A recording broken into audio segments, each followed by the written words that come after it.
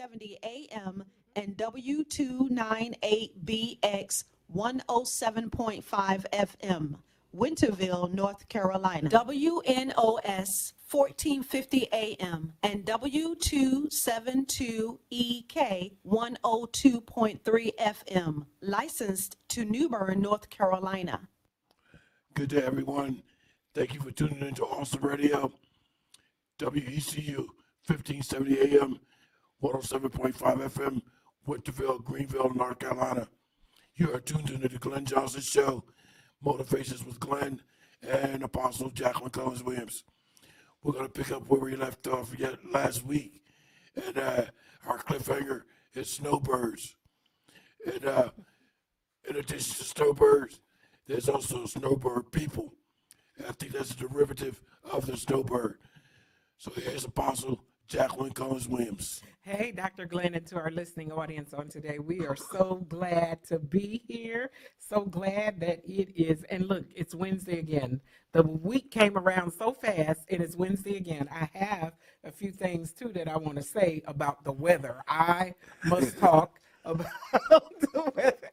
I'm having an issue, and we had that cliffhanger last week about the snowbirds, and I was told that the snowbirds, and I see these white birds over near where my job is, and I saw a wonderful formation where they got up and there was a huge, it was a lot of them, and they made this big circle and flew around and then just went back down on the ground. And I said, wow, what are those things? What are those birds? So we were talking about the actual birds, and our caller cat called in, it's the Pepper Man. Yeah, the Pepper Man. Pepper Man called in and said, those are snowbirds, called snowbirds, and they are probably snowbirds, and they are there before it snows. Well, yeah. I want to say, first of all, it didn't snow. The snowbirds, that theory may or may not be true. Just like, and I'm just saying, we all were expecting to be some snow, and we thought that was going to happen, and I know that a lot of people were in alarm. They were up and they were hitting the grocery stores, buying out things, and we did not get a flake. But there's nothing we can do about that, but sometimes they have to be prepared in the event of inclement weather. So that's why. And I was supposed to have a speaking engagement this coming Friday, but it was postponed due to the supposed inclement weather that they were expecting. Yes, Dr. Glenn. And I just want to say, I do have an issue with these weathermen. They're getting it wrong too many times. It's one thing, to say that it is possible, but the way this thing is being put out all over the airways and everywhere, it's like it's real, and it hasn't happened. And then it's the predictions I have a problem with. 11 to 14 inches. So I took it upon my little nosy self, Dr. Glenn, my inquisitive and nosy self, and I went and I looked up to see when Greenville had 11 inches of snow. You know how long it's been since Greenville had 11 inches of snow? Probably back in the 1800s. 1973. 1973. I'm talking about, I was like 3 years old maybe back then. Yeah. And I'm thinking, why do they keep saying this? Give us 1 inch first. We haven't had 1 inch this year. I was 13 at the Jersey Shore. I was 13 years old. Yeah, so look at what we're talking about, how long it's been. Not saying that it's not a possibility, but all the people that went and bought all these things, they're buying generators, expecting the power to go out, expecting this, that, and the other. At least they're prepared.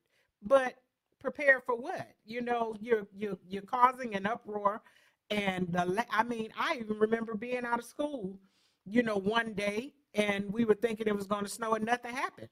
There has to be some accountability. The equipment is off or something. All right, but here's the thing with the news people, particularly the meteorologists.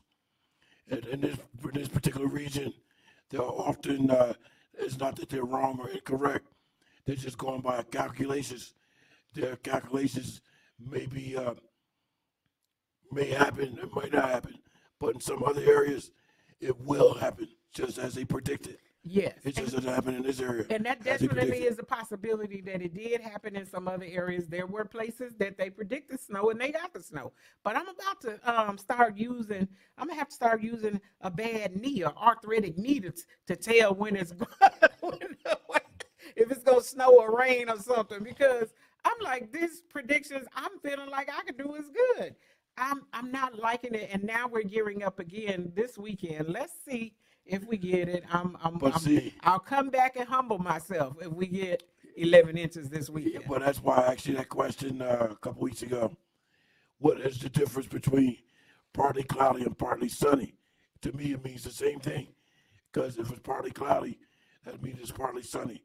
If it's partly sunny, that means it's partly cloudy. So to me, essentially, it means the same thing. It definitely does. And so the snowbirds, let's go back to that because we have a document here about the people that are named after the snowbirds. So I looked up some things because when he says snowbirds, the birds that I see that are under the title of snowbirds don't actually look like the birds that I see.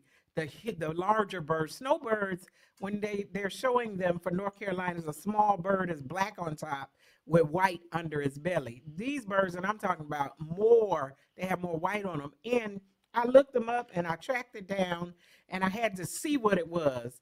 These are actually a type of gull or seagulls that I'm actually seeing. Yeah. So I was wondering about the migration of them, and because I saw so many of them, I know there has to be a migration. But then again, there are some that stay in this state and they never leave. There's some gulls that stay here, and then there's some that migrate, by large numbers. I was thinking that how many I saw there had to be a migration because, they just came and they stayed for a couple of days and then they dispersed. So they can live here the whole time in the state, and some of them do migrate. But it's a type of gull that I'm seeing because they're nice size. They're not as big as the pelicans or those storks, they don't have the long legs, but they are bigger than the snowbirds. But see, you yourself don't actually know if any of those birds that you saw may be a part of a migration group that was just with that group, because they could be flying somewhere and say, oh, wait a minute, I'm up out of here. I'm going to the group that's migrating. Right. There's no way for you as a human to know that. Right. Unless you put a tracking device on them and track them. Right, and that's exactly the truth. We don't know if those are birds that are migrating or they are some that stay here and they're just coming in this area and just moving down. Because some of them, they live down there permanently, or that's where they take resident closer to the beach areas. And, it talked about them that they're thieves, they'll steal your food, and they like trash dumps and different places where they can scavenge food, and talked about them in those type of areas. And also, it's not that that's because that's where the beach area is, because I'm telling you, I have seen this, and that's why I knew what the Pepperman were talking about. As you know, I'm originally from the Jersey Shore, live one block from the ocean. So I remember seeing those large groups of birds near the beach where the ocean is. Mm-hmm. And they were heading up north. They were not north. They were heading down south where the warmer climate was, not just because the beach. They was going where it was warm. Oh, yeah, they're trying to get out of here. And so some of them, it is springtime, and some of them may be coming back. Yeah. So I'm not sure about it. And like I said, we're not experts. We were looking at a thing, and we're examining it and trying to see what is what with it. And so, I love this show, Motivations with Glenn, because we can delve into things that we can get information about. And as we talked about on our last two shows, and we came up with just on-the-spot subjects, there's sometimes things that are in our atmosphere and around us all the time, and we're just walking blind and dumb, and we're not paying attention to it, like where pepper came from. When we talked about that last week, I didn't know black pepper came from India. I thought about that I never see anybody growing any here, but we needed to know the truth. And so I do like the fact that we're able to grow and expand some knowledge here on Motivations with Dr. Glenn. Yeah, in about 40 seconds, we're about to go to our first break. Then we'll be back with another 10-minute segment. And perhaps the Pepperman is listening, and perhaps he can call in after we come back from the first break and then dose us with a little more information on the snowbird, because we do have one more dollar document on snowbird people, and I think that's just derived from the snowbird itself. When snowbird people actually migrate to warmer climates to get out of the climate that's colder. So perhaps that's the peppermint could call it after that. Apostle? Yeah, definitely. We want you to come right on back. We're coming right back after this break, and we're even going to give you the call in information. This is Awesome Radio, Motivations with Glenn. Awesome Radio. Hello, my name is Tracy, and you're listening to Awesome Radio. Thank you. Awesome Radio. Yes, awesome, awesome, can you feel it? Awesome, awesome radio. Yes, awesome, can you hear it? Awesome radio. Thank you for listening to the Awesome Radio Network. Visit us online, awesomeradionetwork.org. Choose the station you would like to listen to on the radio dial or online. Awesome Radio. Welcome back, ladies and gentlemen, to the Glenn Johnson Show, Motivations with Glenn and Apostle Jacqueline Cullins Williams. I'm going to hand it back over to Apostle to continue where she just left off. Apostle? Yes, so we're talking about snowbirds, and as I said, I appreciate being able to delve into information. If you want to call in and you want to be live on the air with me and Dr. Glenn, you have something you want to say, something you want to add, you can call in right now and we will answer. We're live in the studio. The phone number here is 252-756-2008. You can call in and you can be live on the air with me and Dr. Glenn. And so we're going to continue to talk about these snowbirds. And we know that some of you, like myself, have noticed them out there. You may have more information. Bring it and tell us, and we'd love to hear from you. Even our pepper man, if he would call in and tell us more about, because he said that they're showing up when it's getting ready to snow, and maybe the birds got tricked like we did. Maybe the birds came over here thinking it was going to snow and it didn't. Well, I want to point out something else too. This is just birds in general. You know, they weren't migrating, but my neighbor across the street from me, apparently he used to have somebody cut his grass. He decided he was going to cut it himself. He has a riding lawnmower. He's on the lawnmower with a big old sombrero on, just riding. All of a sudden he looked back. None of the grass was cut. I can imagine what he thought. The reason why it wasn't cut, he forgot to lower the brakes on the mower.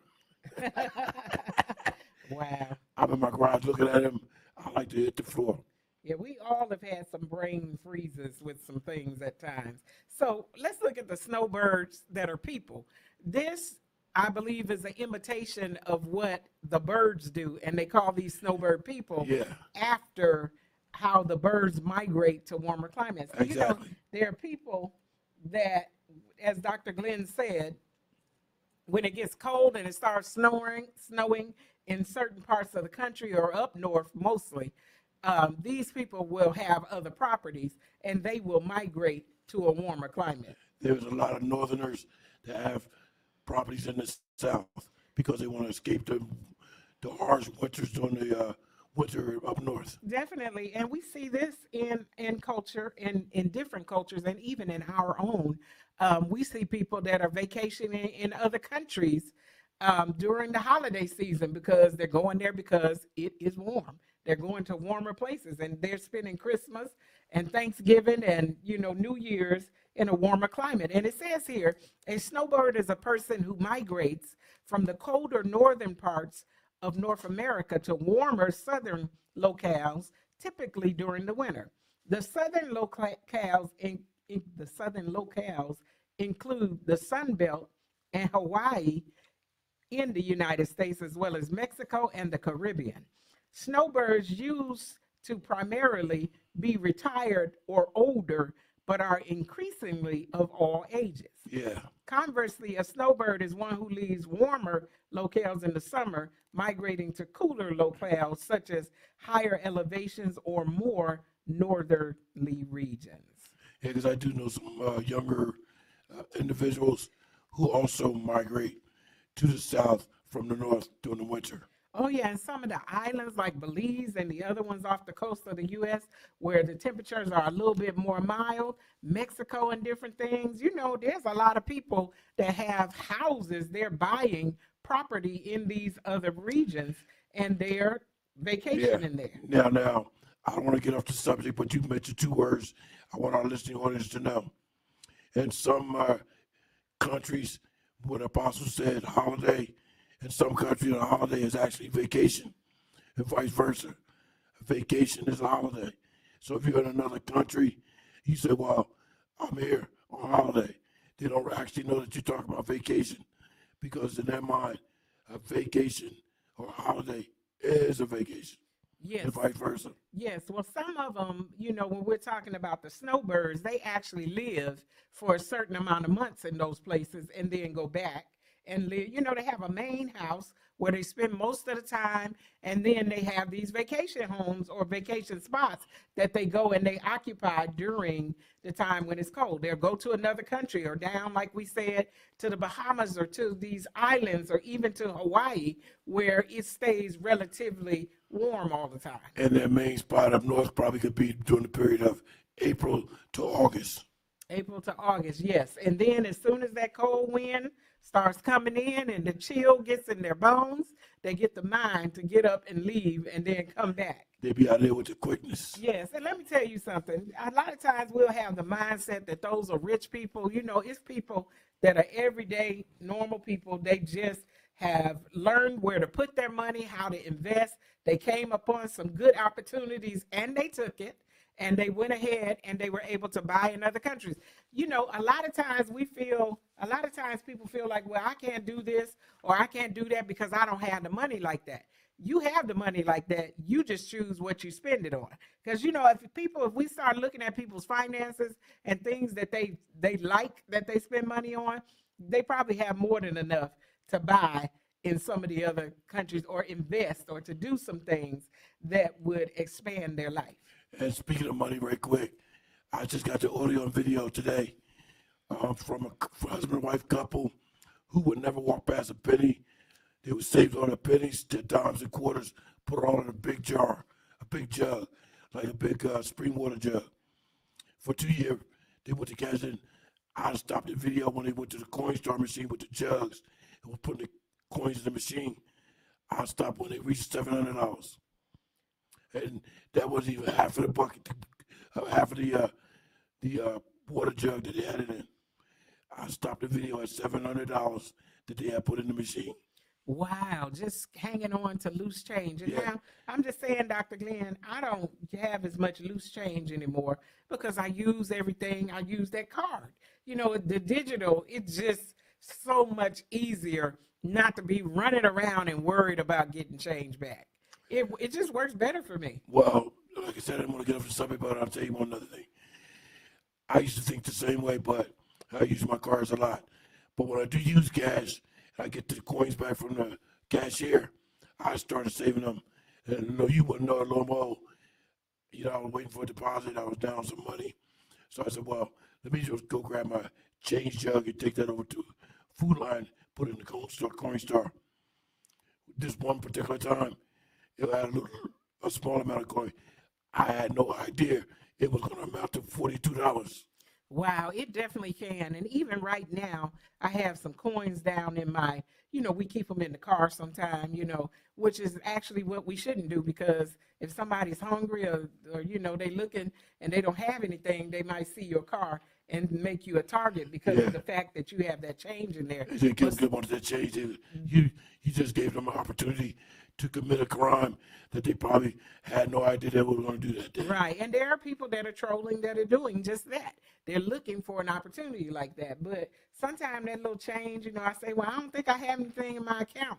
I look over there, I got $5 worth of change in that thing, and I can go get. Usually I don't want anything that much, but maybe I want some gum or something. Exactly, that's what I'm talking about. At that time, I put my jar at $42. I put the Food Line. I'm like, oh, thank you, Jesus. Oh, yeah, I used to stock it up like that, but now, and the penny is no longer being made. So that's another thing, too, is that, you need to take time and look at those pennies and see if there's value to the pennies because their pennies are going to, that's one of the things that they're stopping. So we have 1 minute to go before we go to our next break. Then we'll be back to start our topic again, part 2 on Black history. Now I have some awesome audio clips, including Black history theme song and Black history gospel.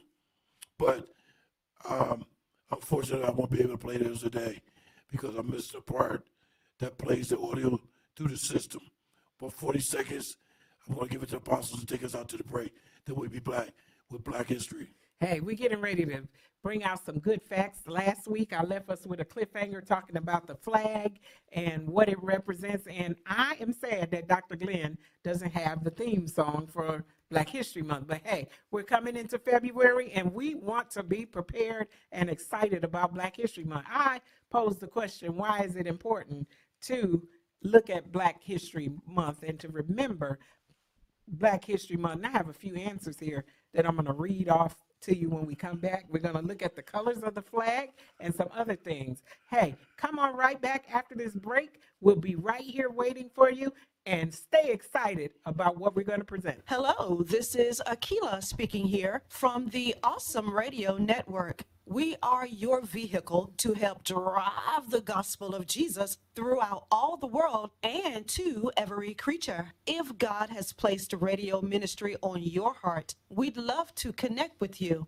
Our number is 252-756-3137. That's 252-756-3137. We are Awesome Radio. We're growing. Thank you for growing with us. Welcome back, ladies and gentlemen, to the Glenn Johnson Show here on Awesome Radio, 107.5 FM, 1570 AM, WECU, Woodville, Greenville, North Carolina. We're going to begin our part 2 of Black History Month. Here's Apostle Jacquline Cullins Williams. Yes, why is it important to honor and to remember Black History Month? The reason, well, some of the reasons that it's important, and that could vary by different people and different opinions, but one of the things, and I think that this reason is absolutely proven, even with our last show, as Dr. Glenn talked about the young lady that helped make the American flag, but was never honored. And, you know, throughout all this time, she was 13 years old, and she helped us to make the flag, but we had never heard of her. Yeah, nobody ever heard of her. Grace Wisher was 13-year-old enslaved black girl that helped create the American flag. So that's one of the reasons, and one of the most important reasons, I believe, is to honor overlooked achievements of African Americans. Because there's a lot of times in history, you know, there are always people that want to take credit for something and say, I did it and I did it alone. Oh, this is me and it's mine. And, you know, I'm going to tell you this truth. Everybody in life has help from somebody at some point, you know, and there are people in life that come and give you a word of encouragement. There's somebody that may give you information, though maybe you have the whole main idea, but there's some information on the side that they can give you to help boost your main ideal up to 1,000, whereas you would have only been at 200 or at 100. So we all have help in life. Nobody just you know, they had a thing back in time that said about being a self-made man. There's no self-made people. It takes all of us in order to get to greatness. Greatness just doesn't come by yourself. I like to find a person and say, nobody ever helped me. That's hard to swallow. Yeah, because somebody helped you. Because somebody helped. That's right. And he had to look to God, look to Jesus Christ for help. So let's look at that Black History Month and understand the importance is to showcase, you know, the gifts, the talents, and the contributions of overlooked Black people. Because, you know, a lot of times, you know, I work with people sometimes and they'll just put the focus on one person. Now, the other person or the other people may be just as important. And that's how we have to look at Black history. I want to say this too. I saw a post about, and it was just in one of our local groups, and they were asking in the group about Black business owners and put it there. Do you know there were people giving resistance to wanting people to post about black business owners in this region. What's the issue? A lot of times we need to celebrate our own. And a lot of times we don't see those options presented there where we can go to them. And then I want to say this as black people, make sure that you're making a good impact. Make sure that you are doing well by people so that you are a good option. Or people don't feel like they don't want to go to you because you're going to rob them. Feel like they don't want to go to you because your prices are too high. Feel like they don't go to you because you're dishonest. Let's have some good options out there so when some of the other places aren't treating us well, we can go over to our own. I agree with you because everybody needs to sit down and look at themselves and evaluate choices and changes. Sometimes you might need to change to better yourself. And understand, let's look at the flags of Black History Month. And I had asked about the flag, and I know it's probably been around. We've seen it, and I've seen it, and probably just didn't pay attention to the fact that I already knew the colors. But the colors for Black History Month are red, black, and green. Those are the colors, red, black, and green. Those represent the colors for Black History Month. And then they're very closely, the colors are very closely to the Jamaican flag, isn't it? Your Jamaican has yellow on theirs though, right? Look at that second page. The second page, Dr. Glenn says. Yeah, And then it flag has some yellow on there. Yeah. Resembling the flag of Ethiopia. This flag is flown in honor of Ethiopia's ability to resist colonial takeover and represents Pan-African ideas. And I know Dr. Glenn mentioned Pan-Africa or Pan-African ideas. Pan-Africanism is what it's called. Yeah, Pan-Africanism. So Dr. Glenn, I'm going to leave it. I'm not going to try to explain that he knows a lot more in that area than I do off the top of my head. But I wanted you to see that these colors here, each one of them has a representation. The color represents, each, the red, the black, and the green represent something. And then also we see that other flags are very close to the Black History Month flag. And there's nothing wrong with even wearing those colors on Black History Month, celebrating Black History Month. But first, let me explain what the colors represent. The red actually symbolizes the blood of both shed for liberation and the shared blood of the African people. The black represents the people itself, affirming their race and identity. The green represents the vibrant natural wealth and growth of Africa. Definitely. Now, you have mentioned Pan-Africanism. Yes. Let me just explain a little bit about what that is. Then I want to share something with you. So Pan-Africanism is a movement that aims to encourage and strengthen bonds of solidarity between all indigenous people of Africa. That's just a basic description of Africanism in a nutshell. So what I want to point out to you, I think some individuals and also African nationalists, but I got problems with African nationalists. Now I study Pan-Africanism as a part of my African studies at Temple University. What I have a problem with this is the African nationalists also uses the red, black, and green flag. And I think sometimes they take it to the extreme. They're supposed to be caring and nurturing and assisting people. But I think sometimes they take it too far. They want to be more or less a radical group. And they're not supposed to be radical. And I want to share this one story. For instance, I was at a Greenville City Council meeting a couple years ago. And I knew this one gentleman. He was a participant of African nationalism. And the demeanor that he showed at the council meeting was unbelievable. He was 2 seconds away from all the police just grabbing him and taking him out of that building. And when I met up with him later, I said, look, let me explain something to you. What you just showed in that council meeting was total disrespect and disregard. You know, you showed a complete disruption, and you jeopardized the security. They had every right to take you out of there. And you know what? I said if they had did that, then you would have had a problem with that. So you have to be mindful of what you're doing and how you're talking to people. Definitely. And I think on last week we talked about, or week before, we asked, and we were talking about Dr. Martin Luther King's birthday. And I asked the question, could nonviolence operate now in today's society when we want to get our point across, or there's something that we want people to hear? You know, being belligerent and acting like that and I call it unseemly. I think you could get your point across without being offensive, yelling and acting out of character, or even getting into violence. I don't know. That nonviolence stance is a Christian stance too. It's not just nonviolence. But here's what I think. I think we moved away from violence and stuff, and now when we demonstrate, we don't demonstrate with violence. We don't march. We occupy. Have you ever noticed that? That we just occupy? We just occupy. Well, or we exist. I don't know if we occupy in every space or just existing in every space.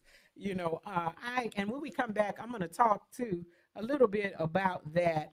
Slavery is white history. How we survived it is black history. That's I right. thought on it a little bit, Dr. That's Green. right. And I'm coming back this week with a few more things I think we need to say about that.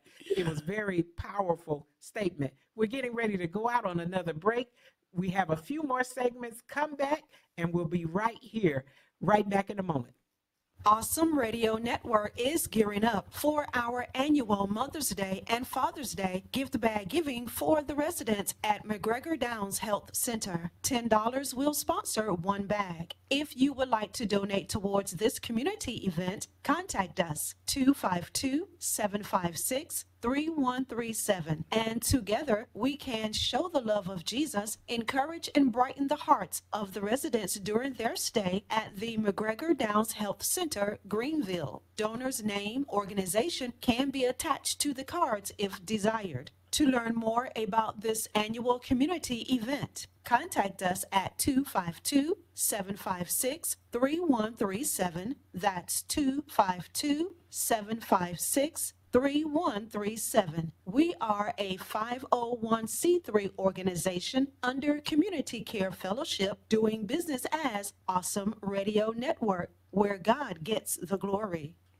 Welcome back, ladies and gentlemen. That certainly didn't take long at all. So Apostle says you want to come back and talk about the slavery as white history, how we survived it as black history. That was a sweatshirt being worn by the Honorable former Vice President and former presidential candidate Kamala Harris, along with the Honorable former First Lady Michelle Obama. So I meant to bring an updated version of that document, but I failed to do so. So Apostle, my bad. I did do some further research and found out that the sweatshirts that they had on, along with T-shirts, are available for purchase. I don't want to mention what those different places might be, but if you just Google it, and you'll see, just type in or hit the button for shopping, you'll see that this T-shirt will come up. It's entitled Slavery is White History, How We Survived It is Black History, sweatshirt or T-shirt. Apostle. Yeah, so Dr. Glenn, when I looked at that, I mean, basically, I think it's a good idea, but I don't think it embodies everything. How we survive it, that black history is how we survived it. It's a documentation of how we went through it. And I think that it just left out us overcoming it and also creating a culture out of it, because that's how we are, and that's who we are today, is that we are a culture that was created out of slavery, that birthed and came through slavery. And Well, wait a also, minute. That's probably what you mean. You be short with it.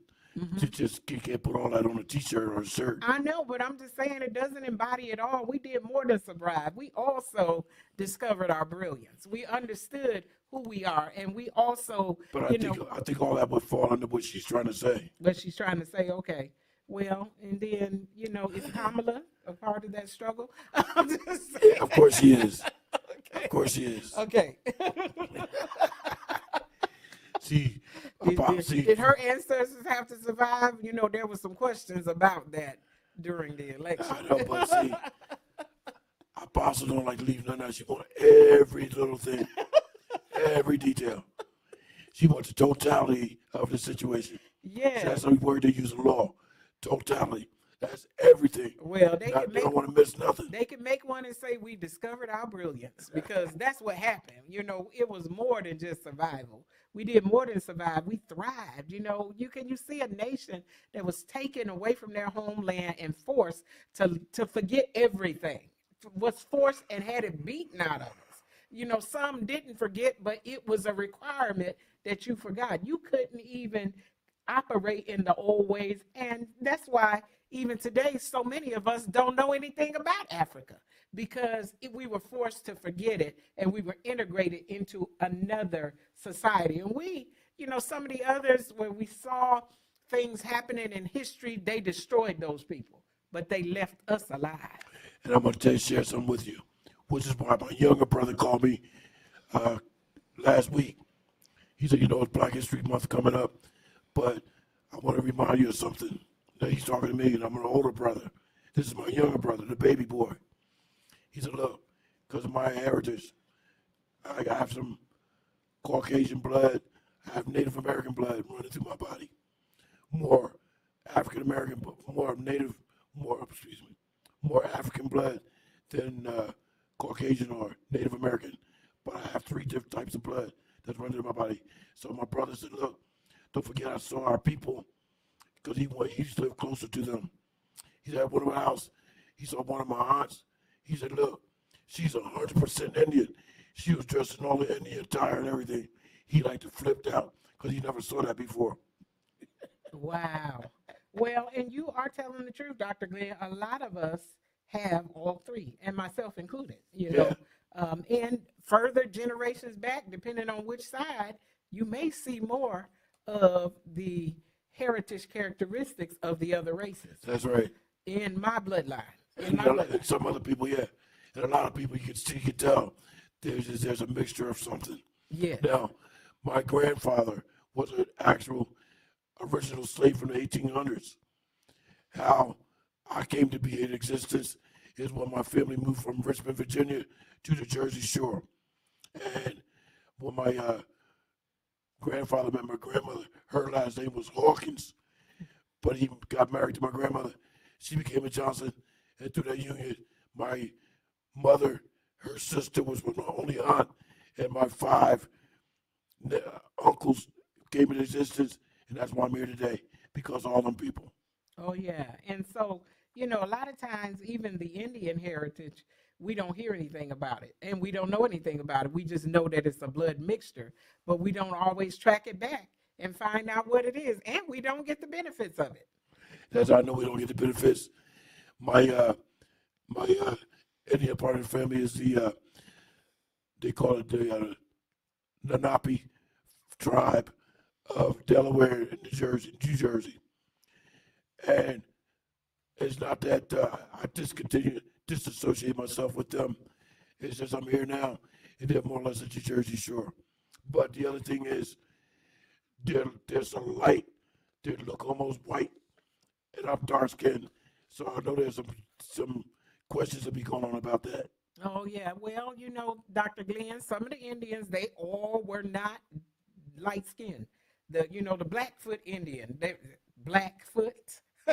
Yeah, I know that. I know that part aspect of it. Yeah, some of them were dark, and darker than us. Some even in other countries, the native people, the Aborigines, some of them are very dark. Those are a type of what we would call an Indian, or native people that are in those lands. So all over, and this African or black blood is in every nation. It's every place you look. That black blood or that African blood is in every nation. I remember a gentleman came up. He said, look, I want to point something out to you. He said, I have a grandfather just as dark as you. I said, because that's just his skin tone. You don't have to be dark skinned to be black or called black. Just don't get that confused. I'm African American. A light skinned person can be African American just as well as a dark skinned person. We're all African American, so don't get that confused. Now you're Latin, your grandfather you're talking about, or I think he said an uncle, he's still Latin. He just have darker skin. Yes, and that's what it is. They're just from another country, but they have that black blood in them. And I was going to say, oh, my Dr. Glenn, I had something right there on the tip of my mind, and where you were talking, it left. You got your pad or you should have jotted it down. I know, I should have jotted it down. I was right there to say something very interesting. Well, we'll still have another 10 minutes after these 2 minutes. Maybe we'll come back to you. Maybe it So will. we have 2 more minutes before we go to the final break. Maybe it will. And I was getting ready, I think, to talk about us coming into the month of February, that we are going to have a lot of information about people and things that were done by greatness that Black people have accomplished, or Black Americans have accomplished, that we want to highlight during the month of February. Absolutely. And just to give you a slight tidbit, one of those individuals, his name is Kareem Abdul-Jabbar, also known as, hold on, his legal name is on the tip of my tongue. Anyway, they banned the dunk. The NBA banned the dunk. Now, they didn't say it was about Kareem, but everybody knows about Kareem. Because he was so great at it, they banned it, but they got it back. Now, his name is Lou Alcindor. That's Kareem Abdul-Jabbar. Oh, is that his real name? That's his So actual was company. that like a Muslim name, His Kareem Abdul-Jabbar? Muslim name is Kareem Abdul-Jabbar. Okay, so that was his religion. Yeah, And he took his name, like Muhammad Ali. right. His name was Cassius Clay. So, Same thing. yeah. So I saw here that Black History Month, before it was called Black History Month, it was called Negro History Week. Yeah. I'm glad they got rid of that name.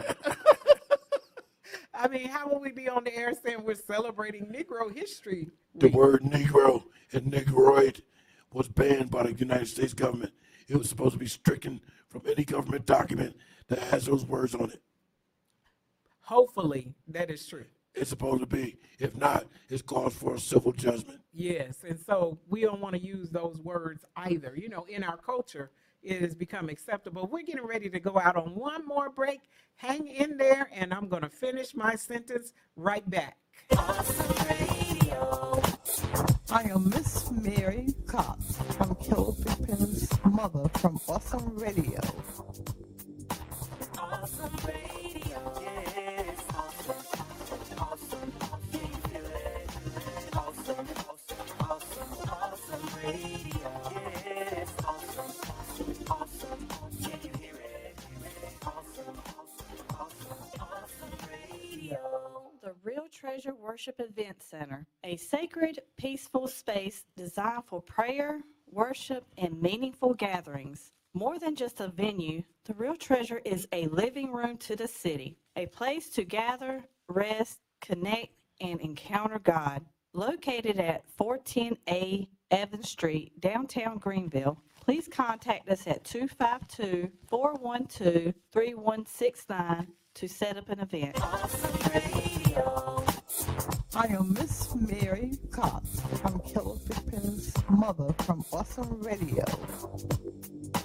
Awesome radio. Yes, awesome. Can you feel it? Awesome radio. Yes, awesome. Can you hear it? Awesome radio. Thank you for keeping it locked right here to Awesome Radio, to the Glenn Johnson Show, Motivations with Glenn and Apostle Jacqueline Cullins Williams, here on Awesome Radio, WECU 107.5 FM, 1570 AM, Winterville, Greenville, North Carolina. Apostle was about to say something when we went to the break, so here's Apostle Jacqueline Cullins Williams. We were talking about, Dr. Glenn, Negro History Week. Oh yeah, and Negroid and Negroid. That's right, and how they changed those names, and how you said that it is in the government, the use of those words has been outlawed. And I was saying, people use the N word now culturally in our culture and have tried to make it okay, that is not a negative term. And they're calling each other that name. I don't use it. And I still believe that it has a negative connotation. Well, particularly the word Negroid. And what happened was a service member in the armed forces got shot down. He was in the Air Force. And when his mother went to get the documentation for his death, and all the documents from the Air Force, it had his race as Negroid. She got incensed, and she put her foot down and told them people, Negroid, are you kidding me? Ever since then, they had it stricken from any military document or any government document, including the VA and a host of other government departments. It's supposed to be stricken from the document. In some other countries, they still use that to identify that this person has African heritage or African blood in some other countries. Yeah, some other country, but as far as I know, and I have that document at home. I should have brought it with me, but I know for a fact that the government had organizations remove it from their documents.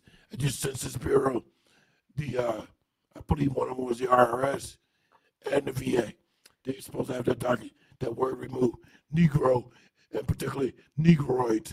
Yes. So, Dr. Glenn, let me just ask you this. I'm going to jump right on out here and say it, and I'm just going way out with it. How do you feel about if even just you, being a black man, that, these young people with their language would walk up to you and say, what's up, my nigga? Because that's what they do. Yeah, but I said, my name is Dr. Johnson. Thank you. Don't ever call me that again. And I'm glad you said that because they're getting crazy out here. I don't want to downgrade anybody, but in Philadelphia, the NY hat, that people wear for New York, the New York Yankees. Mm-hmm.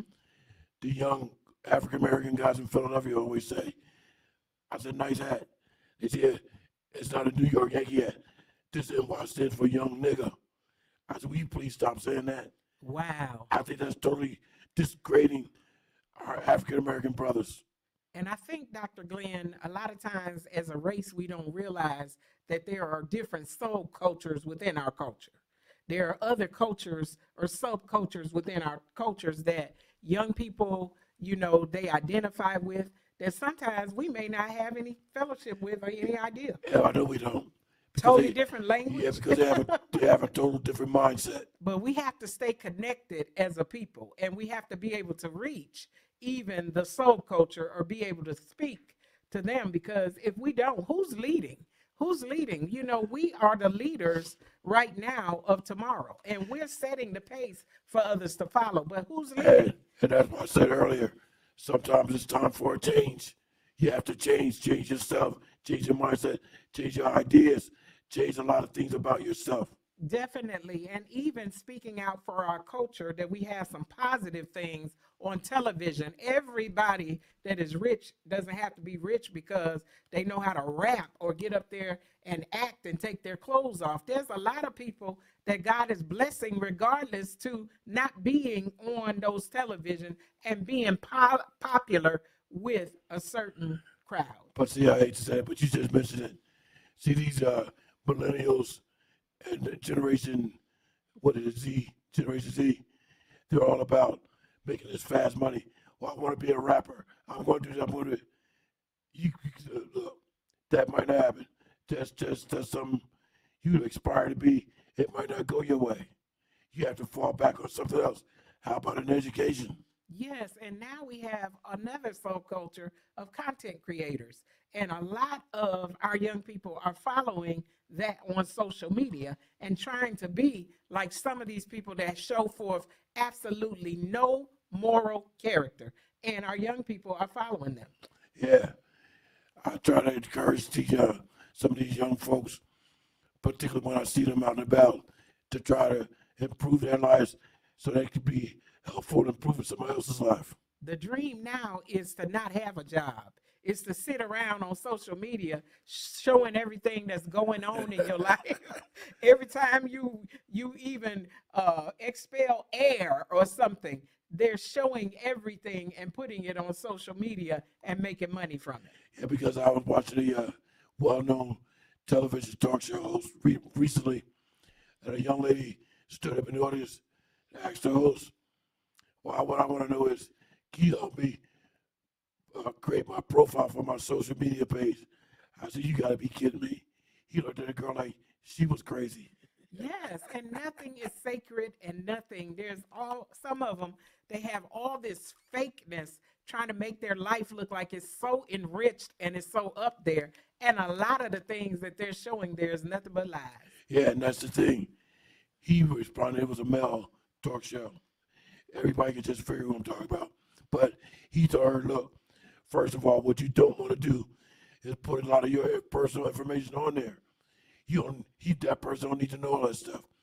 What you should try to do is try to ascertain as much information that you can about him. Don't let him worry about you. He might be taking it too far. Instead of you giving all your information, how about if you get information on him? And keep some things private. It's not everybody's business about everything that goes on. It's some That's stuff right. you're never going to know about me because I'm not going to tell you and I'm not letting you in those areas. That's right. We didn't want to get off the subject, but we had to get that out. Oh, yeah. We're down to our final 2 minutes of today's broadcast. But I think, like Apostle said, we'll be back next week with more on some of the figures that's associated with Black history, and probably in the future, they'll change it to African American history. Well, how are these things that are making history now going to be looked at in the future? You know, these content creators and all of this stuff that we're seeing out there that's rising up as truth on social media. Send me an email to that fact. Let me Google that and make that a part of next week as well. That's right. So, hey, we're going to ask that you come back here next week. That's an interesting topic. How is what happening today going to be the history of tomorrow? How's that going to be looked at? Write that down right quick so you won't forget. Email it to me. I definitely will. Because I know I'm going to forget as soon as I walk out this door. Because I have a brain injury. One of the things with brain injury is short-term and long-term memory. I try to remember things as much as I can, but sometimes I just forget. But so you write it down, so good. Email that to me so I won't forget. We'll have it available next week. Yes, definitely. And we want to hear from you.